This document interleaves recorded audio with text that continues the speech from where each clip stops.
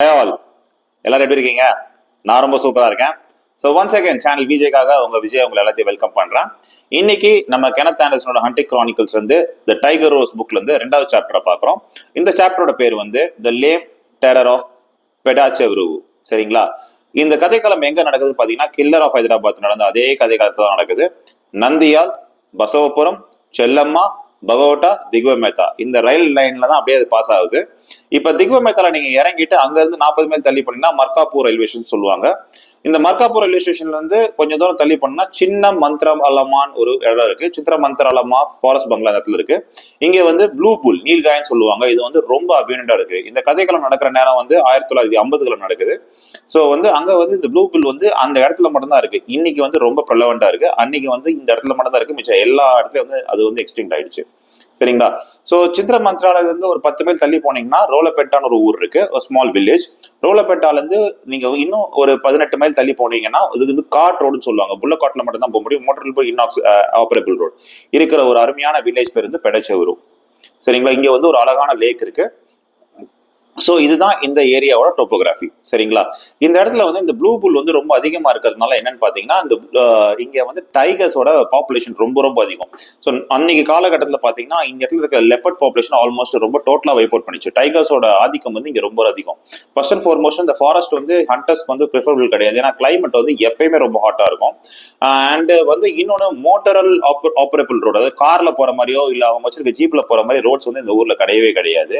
So இதெல்லாம் வந்து அவங்களுக்கு ஒரு பெரிய செட்பேக்கை கொண்டு வந்திருக்கு. ஸோ இந்த மாதிரி ரோட்ஸ் எல்லாம் எதுவுமே இல்லாதனால நார்மலி ஹண்டர்ஸ் வந்து இந்த ஊருக்கு வரமாட்டாங்க.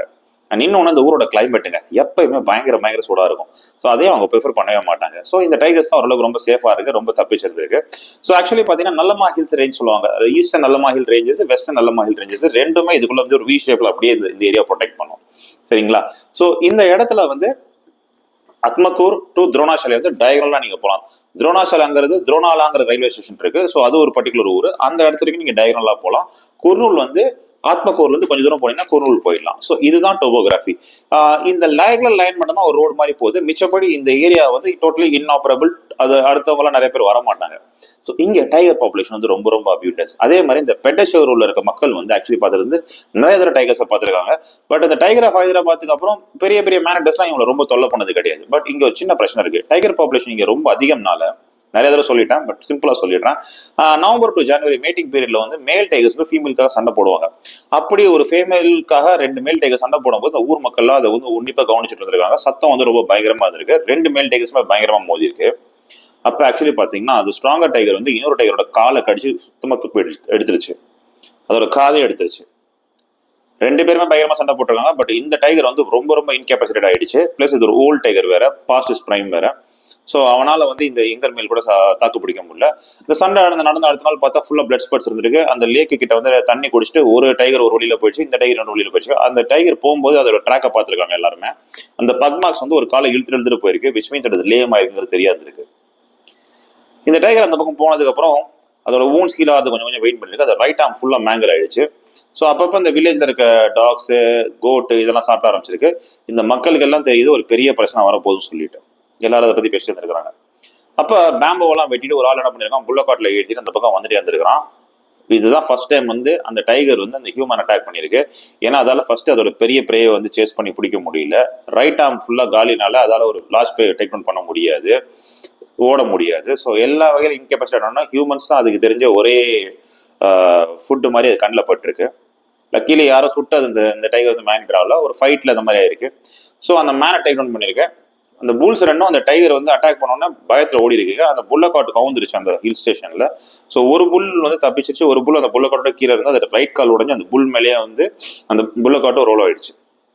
அவன் அன்னைக்கு நைட்டு ஃபுல்லா ஊருக்கு வரலான்னு அடுத்த நாள் காலையில இந்த மக்கள்லாம் அவன் பொன்னாடியோட பேர்ல கேட்டுக்கிறதுனால இவங்க எல்லாம் ஒரு சர்ச் பார்ட்டி மாதிரி ஆரம்பிச்சு போயிருக்காங்க. அப்ப அந்த ட்ராக்ல எல்லாம் கொண்டு பார்த்துருக்காங்க. அப்ப அந்த டைகர் வந்து இழுத்துட்டு போனா ட்ராக் மார்க்ஸ் பார்த்துருக்காங்க. அப்பதான் வந்து இந்த லேம் டெரர் வந்து இந்த இடத்துல ஸ்ட்ரைக் பண்ண ஆரம்பிச்சிருக்கு. அதுக்கப்புறம் என்னன்னா தொடர்ந்து ஃப்ரீக்வெண்டா கில்ஸ் நடந்துட்டே இருந்திருக்கு. இந்த பெடச்செவ்ரு வில்லேஜ்ல வந்து ஒரு வெல் இருக்கு. ஸோ இந்த வெல் கிட்டத்தட்ட 100 வருஷமா இந்த டைகர் இந்த பக்கம் வந்தது கிடையாது. ஏன்னா இது வந்து இந்த ஓல்டஸ்ட் இன்ஹாபிட்டன்ட் அந்த வில்லேஜ் வந்து 100 வயசு அவங்க சொல்லியிருக்காங்க.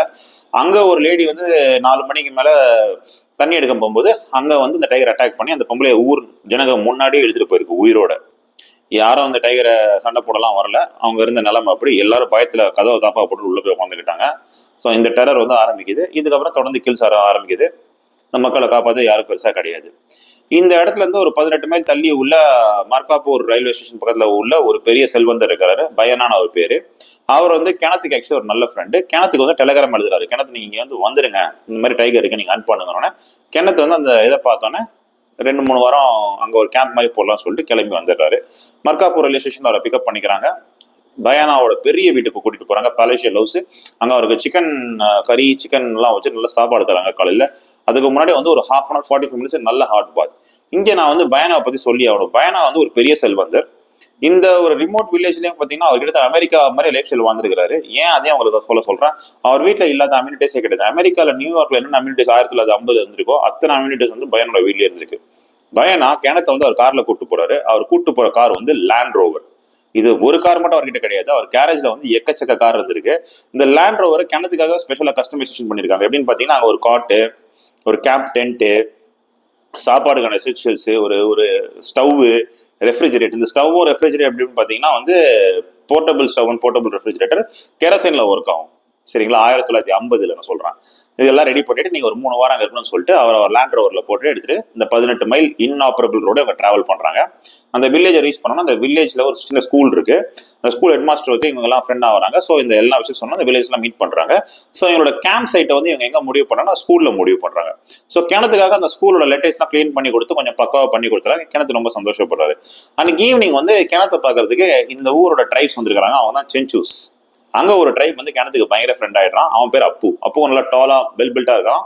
ஒரு ஃபேண்டாஸ்டிக் சென்ஸ் ஆஃப் ஹியூமர் இருந்திருக்கு. Very very brave man. இந்த சென்சூஸோட ஹண்டிங் ஸ்டைல் பாத்தீங்கன்னா வந்து உடன் நேரோ சோர்ஸ் தான் அவங்க ஹண்ட் பண்ணுவாங்க. சின்னதா ஒரு ஸ்பியர், ஒரு உடன் ஸ்பியர் ஒரு லாங்கா வச்சிருப்பாங்க மெட்டல் பந்து பண்றதுக்கு. அப்புறம் ஒரு ஆக்ஸ் வச்சிருப்பாங்க. இவங்க நார்மலா அந்த ஊர்ல இருக்க பேர்ட்ஸ் இதெல்லாம் ஹண்ட் பண்ணி சாப்பிடுவாங்க. அந்த காட்டை நம்பியே வாழ்ற மக்கள். ஸோ ட்ராக்கிங்லாம் நல்லா இருக்கும் அவங்களுக்கு. ஸோ இந்த சென்சூஸை பத்தி நான் ஏற்கனவே கில்லர் ஆஃப் ஹைதராபாத்லேயே மென்ஷன் பண்ணியிருக்கேன். சரிங்களா, ஸோ அந்த சென்சூரும் பயங்கர ஃப்ரெண்ட் ஆயிடுறாங்க. அந்த சென்சூ நல்லா இவர் சொல்ற ஜோக் எல்லாம் புரிஞ்சுக்கிறான். இவருக்கு தெலுங்கு அவ்வளோ பக்காவா பேச தெரியாது. பட் பயனா வந்து இவருக்கு நல்லா வந்து டிரான்ஸ்லேட் பண்ணி சொன்னோன்னே அந்த சென்சுவும் புரிஞ்சுக்கிறான். ஸோ அவனும் கிணத்து கொஞ்சம் க்ளோஸ் ஆகுறாங்க.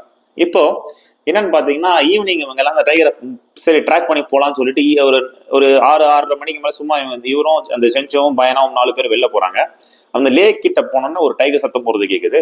கிணத்து நல்லா தெரியும் டைகர் வந்து கிட்டத்தட்ட ஒரு ½ மைல்குள்ள தான் இருக்குன்னு சொல்லிட்டு இவரும் சொல்றாரு நான் அந்த டைகரை ட்ராக் பண்ணிட்டு போறேன்னு சொல்லிட்டு இவங்களை விட்டுட்டு அவர் கடன் ஜாக் பண்ணி அந்த ஃபாரஸ்ட் ஏரிக்குள்ள போயிடுறாரு. இவர் போக போக கிட்ட 200 யார்டு கிட்ட அந்த டைகர் கத்துறது நல்லா கேக்குது. இவர் ஒண்ணு என்ன பண்ணாரு, ஃபீமேல் டைகர் மாதிரி கத்துறாரு. திருப்பி அந்த டைகர் ஆன்சர் பண்ணுது. இவர் என்ன பண்றாங்க, ஒரு பீப்பிள் ட்ரீ இருக்கு, ஏன்னா எங்க அந்த டைகர் வரும் தெரியாது. ஸோ அந்த பீப்பிள் ட்ரீல போய் ஸ்டில்ல நின்னுக்கிறாரு. வெயிட் பண்ணிருக்க அந்த டைகர் இவரை கிராஸ் பண்ணி வருது. நல்லா உத்து பாக்குறாரு. அந்த நிலா வெளிச்சம் ஃபுல்லா இருக்கு. பார்த்தா நார்மல் டைகர், லேம் டைகர் கிடையாது. இவர் கிட்ட வந்து இவரை பார்த்துருது. இவர் கன் எடுத்து ரெடி பண்றாரு. அப்படியே இவரை மேல அட்டாக் பண்ற மாதிரி வருது. டக்குன்னு அதோட கரேஜ் போயிடுது. உடனே ஜால்ட் அடிச்சு உள்ள ஓடிடுது. கிணத்து வந்து சிரிச்சிட்டே வந்து அந்த மக்கள்கிட்ட சொல்றாரு. இவங்க எல்லாம் சிரிக்கிறாங்க. அப்போ என்ன சொல்றான், கிணத்து நம்ம வந்து வெயிட் பண்ணக்கூடாது, இந்த காட்டுக்குள்ள அந்த டைகரை தேடி போகணும் அப்படின்றான். அப்ப கிணத்து சொல்றாரு, இந்த பாருப்பா, இந்த காட்டுக்குள்ள அந்த டைகரை தேடி போறது வந்து ஒரு நீட்டில் வந்து ஹேர் ஸ்டேக்ல தேடுற மாதிரி. ஸோ அதெல்லாம் கிடைக்கிறது ரொம்ப கஷ்டம்தான். அப்பு திருப்பி சிரிக்கிறான். அது எதுவும் சொல்லலை. சரின்னு சொல்லிட்டு அந்த நைட் அவங்க எல்லாம் ஈவெண்ட் ஃபுல்லா பாஸ் ஆகுது. அப்போ வந்து ஒரு 4 புல்லை வாங்கிட்டு வந்து ஒரு வாண்டேஜ் பாயிண்ட்ஸ்ல கட்டுறாங்க. இப்ப இன்னொரு விஷயத்துல வந்து கிணத்து வந்து அப்பு ரொம்ப பாராட்டுறான். அப்பு வந்து பக்காவா மேட்ச் ரெடி பண்றான். அவனை மாதிரி மேட்ச் ரெடி பண்றது யாருமே கிடையாது. ஏன்னா அந்த மேட்சின் கீழே நின்னா கூட கிணத்துக்கு வந்து இந்த மேட்ச் எனக்கு இருக்குன்னு தெரிய மாட்டேங்குது. அந்த அளவுக்கு தத்ரூபமா அந்த மேட்ச்ல ரெடி பண்றான். ஸோ அதை ரொம்ப ரொம்ப பாராட்டுறாரு. ஸோ ஃபர்ஸ்ட் 2-3 நாள் எதுவுமே ஆகல. 3வது நாள் ஒரு புல்லை வந்து டைகர் ஹண்ட் பண்ணிடுது. கிணத்து வந்து நைட் விஜில் இருக்கிறாரு. பார்த்தா வந்து இந்த லேம் டைகர் வரல, நம்ம நார்மல் டைகர் தான் வருது. இந்த இதுல ஒரு லெப்பர்ட் மாதிரி கத்துறாரு சும்மா ஃபன்னுக்கு. அது மேலே ஏறிடுச்சு கடன்னு. ஸோ கிணத்து வந்து அது விரட்டி விட்டுறாரு திருப்பி. இன்னும் 2 நாள் கழிச்சு திருப்பி ஒரு புல் அட்டாக் பண்ணது. திருப்பி பார்த்தா இவனே தான் வரான், இதே டைகர் தான் வருது. இப்போ கிணத்து கொஞ்சம் ஃப்ரஸ்ட்ரேஷன் ஆகுது. இன்னைக்கு அவனை முடிச்சிடலான்ற மாதிரி முடிவு பண்றாரு. அப்புறம் வேணா அப்பாவேன்னு சொல்லிட்டு அர்த்ல பார்த்து சுடுறாரு. கிரவுண்ட்ல பார்த்து அவன் பார்த்து சுடுறாரு. 2 புல்லட் சுட்டோன்னா அவன் பயத்துல ஓடி போயிடறான். இதுக்கப்புறம் அந்த சைட்லயே வரல. ஸோ இதை பத்தி கிணத்து வந்து அவங்கள்ட்ட சொன்னோன்னே இவங்கெல்லாம் சிரிக்கிறாங்க. எல்லாம் அப்படியே ஒரு 4-5 நாள் ஆயிடுது. இப்ப கிணத்துக்கு என்ன பண்ணலாம்னு யோசிச்சுட்டு இருந்தோம்னா அப்போ சொல்றானுங்க, இப்ப நம்ம கட்டுறதெல்லாம் வந்து பஃபலோஸ் கட்டுறோம். ஆக்சுவலி அவங்க வந்து புல்ஸ் கட்டல, சாரி பஃபலோஸ் கட்டுறாங்க. இதுக்கு பஃபலோ மீட்லாம் ரொம்ப பிடிக்கிற மாதிரி தெரியல. அதனால புல்ல வந்து வாங்கி கட்டலாம் அப்படின்னு முடிவு பண்றானுங்க. சரின்னு சொல்லிட்டு அதே மாதிரி வாண்டேஜ் பாயிண்ட்ஸ் எல்லாம் கட்டுறாங்க. இப்ப கிணத்து வந்து என்ன பண்றாருன்னா, இவர் இருக்கிற இடத்துல இருந்து ஒரு 10 மைல் தள்ளி ஒரு சென்சு செட்டில்மெண்ட் இருக்கு. சரி நம்ம அது வரைக்கும் சும்மா அந்த டைகரை ட்ராக் பண்ணிட்டு போலாம்னு சொல்லிட்டு இவன் கிட்ட சொல்றாரு, அப்பு கிட்ட சொல்றாரு. அப்பவும் சொல்றான் ஒத்துக்கலாம் ஓகேன்னு சொல்லிட்டு இவங்க எல்லாம் அப்படியே ட்ராக் பண்ணிட்டே போறாங்க. அப்பதான் ஃபர்ஸ்ட் டைம் அந்த டைகரோட பக்மார்க்ஸை பாக்குறாரு. இவங்க போகிறப்ப அந்த டைகர் வந்து ஒரு பஃபலோ கிட்ட வந்திருக்கு. அதோட 3 கால் மட்டும் தான் இருக்கு. ஒரு காலை வந்து இழுத்துட்டு வந்திருக்கு. ஸோ நல்லா தெரியுது அதுதான் லேம்னு பக்காவா இவங்களுக்கு தெரியுது. பட் அந்த பஃபலோவை ஹண்ட் பண்ணாம அது அப்படியே போயிடுச்சு. எனக்கு அந்த விஷயம் புரியல. ஏன் அந்த பஃபலோவை அதை ஹண்ட் பண்ணாம போயிடுச்சுங்கிறது எங்களுக்கு சுத்தமா புரியல. இவங்க கொஞ்சம் தூரம் தள்ளி போயிட்டே இருக்கும்போது ஒரு 10 சென்ச்சூஸ் இவங்க முன்னாடி வராங்க. இந்த சென்ச்சூஸோட ட்ரெஸ்டிங் ஸ்டைல் பார்த்தீங்கன்னா மேலே எதுவுமே இருக்காது, வெறும் கோமணம் மட்டும் தான் கட்டிருப்பாங்க. கையில வந்து வில்லு அம்பு இருக்கும், உடன் வில்லு அம்பு இருக்கும். இந்த 10 பேர் சொல்றாங்க எங்க ஊர்ல காலாங்கிற ஒரு சென்ச்சு வந்து நேத்து அந்த டைகர் கொண்டுருச்சு. அவன் ஒரு ஹண்டர் தானே சொல்லியிருக்கிறான். அவன் ஆக்ஸ் எடுத்து இந்த டைகர் ஹண்ட் பண்ணுறதுக்கு நிறைய தடவை போயிருக்கான். இன்னும் மாட்டல. நேற்றுக்கு மத்தியானம் சாப்பிட்டுட்டு பக்கத்துல ஹனிகோம் எடுக்க போயிருக்கான் தூக்கிடலாம்னு சொல்லிட்டு. அப்ப அந்த டைகர் வந்து மரத்துக்கிட்ட ஏறிட்டு இருந்தவன் வந்து அட்டாக் பண்ணி அவனை தூக்கிட்டு போயிடுச்சு. அவனோட பாடி இதே தான் அழைஞ்சிட்டு இருக்கோம். அப்புறம் பிளஸ் அவங்களை பார்க்க தான் நாங்கள் வந்துட்டு இருக்கோம், நீங்களே வந்துட்டீங்கன்றாங்க. கிணத்து அவங்களை கூட்டிட்டு அந்த ஏரியாக்கெல்லாம் போய் ட்ராக் பண்ணி பாக்குறாங்க. அப்போ ஒரு இடத்துல வந்து ப்ளூ பாட்டில் 5 வந்து பக்கச்சக்கமா இருக்கு. கிட்ட போய் பார்த்தா ஒரு பாடியை ஃபுல்லா ஸ்வாம் பண்ணிருக்கு. பார்த்தா அங்கதான் அவனோட ரிமைன்ஸ் கிடந்திருக்கு, காலோட ரிமைன்ஸ் கிடந்திருக்கு.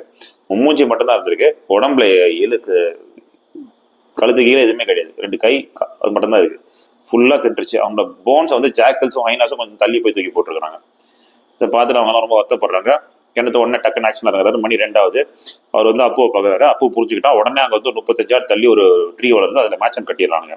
கிணத்து என்ன பண்றாரு, அந்த ஜேர்னிக்குள்ள எப்படியாச்சும் திருப்பி போயிட்டு நைட் வச்சிருக்க கேம்புக்கு எல்லா இடத்துலன்னு சொல்லிட்டு திருப்பி அந்த டிஸ்டன்ஸை கவர் பண்ணி பெடச்சோரு வந்து பெடச்சோருல என்ன பண்றாரு, நைட் விஷனுக்கு நைட் ஹண்டிங்கு தேவையான விஷயம்லாம் எடுத்துட்டு, அதாவது டார்ச் லைட்டு கேம்பிங்கு தேவையான எடுத்துட்டு வந்துடுறாரு. 6-6:30 மணிக்கு மேலே ஏறிடுறாரு. இவங்கெல்லாம் அனுப்பிச்சிடுறாரு. 9:30 மணிக்கு மேலே அந்த இடமே ரொம்ப சத்தம் இல்லாமல் ஆகுது. இப்போ இங்கே கிணத்து என்னன்னு பார்க்குறாரு, அங்கே வந்து எடிபிள் பறவைகள் எதுவுமே கிடையாது. சாப்பிட்ற மாதிரி ஏதாவது பீஃபவுலு பீகாக்லாம் எதுவுமே கிடையாது. இதெல்லாம் மோஸ்ட்லி இவனுக்கு சென்ச்சூஸ் ரன் பண்ணிட்டானுங்க. ஒன்லி கிரிக்கெட் மட்டும் தான் பயங்கரமாக கத்திக்கிட்டே இருக்கு, கிக் கிக் கிக் கிக்னு கத்திட்டே இருக்கு. டக்குன்னு பார்த்தா அந்த டைகர் வரும்போது இது கர்ஜனிட்டே வருது. இந்த கிரிக்கெட்ஸ் வந்து அதோட சைலன்ஸ் அப்படியே டக்குன்னு ஃபாலோ பண்ணுது. இப்போ ஆக்சுவலி பார்த்தீங்கன்னா நல்லா கிணத்துக்கு தெரியும் அந்த டைகர் வந்து கீழே இந்த புஷஸ்ல தான் எங்கேயோ கத்துதுன்னு தெரியுது. ஸோ இவரோட லாஜிக் பாயிண்ட் என்னன்னா, அந்த டைகர் வந்து இவங்க மேட்சன் கட்ட வரைக்கும் பார்த்துக்கிட்டு இருந்திருக்கு.